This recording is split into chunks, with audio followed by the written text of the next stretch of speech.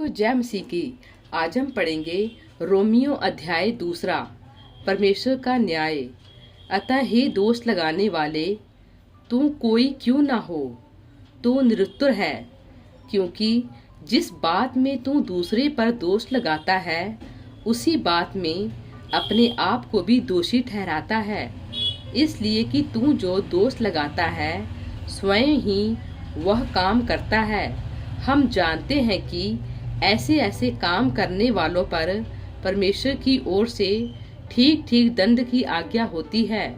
हे मनुष्य, तू जो ऐसे ऐसे काम करने वालों पर दोष लगाता है और आप वे ही काम करता है, क्या यह समझता है कि तू परमेश्वर की दंड की आज्ञा से बच जाएगा? क्या तू उसकी कृपा और सहनशीलता और धीरज रूपी धन को तुच्छ जानता है? क्या यह नहीं समझता कि परमेश्वर की कृपा तुझे मन फिराव को सिखाती है, पर तू अपनी कठोरता और हठीले मन के कारण उसके क्रोध के दिन के लिए, जिसमें परमेश्वर का सच्चा न्याय प्रकट होगा, अपने लिए क्रोध कमा रहा है। वह हर एक को उसके कामों के अनुसार बदला देगा। जो सुकर्म में स्थिर रहकर महिमा और आदर और अमरता की खोज में है, उन्हें वह अनंत जीवन देगा। पर जो विवादी है और सत्य को नहीं मानते वरन अधर्म को मानते हैं, उन पर क्रोध और कोप पड़ेगा और क्लेश और संकट हर एक मनुष्य के प्राण पर जो बुरा करता है आएगा, पहले यहूदी पर फिर यूनानी पर। परंतु महिमा और आदर और कल्याण हर एक को मिलेगा जो भला करता है, पहले यहूदी को फिर यूनानी को, क्योंकि परमेश्वर किसी का पक्षपात नहीं करता। इसलिए जिन्होंने बिना व्यवस्था पाए पाप किया, वे बिना व्यवस्था के नष्ट भी होंगे, और जिन्होंने व्यवस्था पाकर पाप किया, उनका दंड व्यवस्था के अनुसार होगा। क्योंकि परमेश्वर के यहाँ व्यवस्था के सुनने वाले धर्मी नहीं, पर व्यवस्था पर चलने वाले धर्मी ठहराए जाएंगे।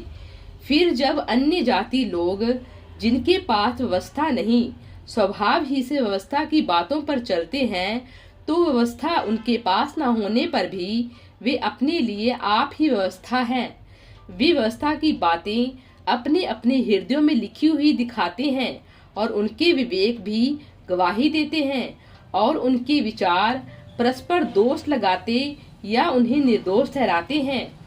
जिस दिन परमेश्वर मेरे सुसमाचार के अनुसार यीशु के द्वारा मनुष्यों की गुप्त बातों का न्याय करेगा, यहूदी और व्यवस्था, यदि तू यहूदी कहलाता है और व्यवस्था पर भरोसा रखता है और परमेश्वर के विषय में घमंड करता है और इसकी इच्छा जानता है और व्यवस्था की शिक्षा पाकर उत्तम उत्तम बातों को प्रिय जानता है और अपने पर भरोसा रखता है कि मैं अंधों का अगुआ और अंधकार में पड़ो हूँ की ज्योति और बुद्धिहीनों का सिखाने वाला और बालकों का उपदेशक हूँ, और ज्ञान और सत्य का नमूना जो व्यवस्था में है मुझे मिला है।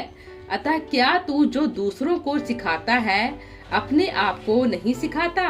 क्या तू जो चोरी न करने का उपदेश देता है आप ही चोरी करता है? तू जो कहता है व्यभिचार न करना, क्या आप ही व्यभिचार करता है? तू जो मूर्तों से घृणा करता है, क्या आप ही मंदिरों को लूटता है? तू जो व्यवस्था के विषय में घमंड करता है, क्या व्यवस्था ना मानकर परमेश्वर का अनादर करता है? क्योंकि तुम्हारे कारण अन्य जातियों में परमेश्वर के नाम की निंदा की जाती है। जैसा लिखा भी है, यदि तू व्यवस्था पर चले तो खतने से लाभ तो है, परंतु यदि तू व्यवस्था को ना माने तो तेरा खतना बिन खतना की दशा ठहरा। इसलिए यदि खतना रहित मनुष्य व्यवस्था की विधियों को माना करे, तो क्या उनकी बिन खतना की दशा खतने के बराबर ना गिनी जाएगी? और जो मनुष्य शारीरिक रूप से बिन खतना रहा, यदि वह व्यवस्था को पूरा करे, तो क्या तुझे जो लेख पाने और खतना किए जाने पर भी व्यवस्था को माना नहीं करता है, दोषी ना ठहराएगा? क्योंकि यहूदी वह नहीं जो प्रगट में यहूदी है, और ना वह खतना है जो प्रगट में है और देह में है, पर यहूदी वही है जो मन में है, और खतना वही है जो हृदय का और आत्मा में है, ना कि लेख का। ऐसे ही प्रशंसा मनुष्यों की ओर से नहीं, परंतु परमेश्वर की ओर से होती है। प्रभु इन वचनों द्वारा आपको बहुतायत सी आशीष दें। आमीन।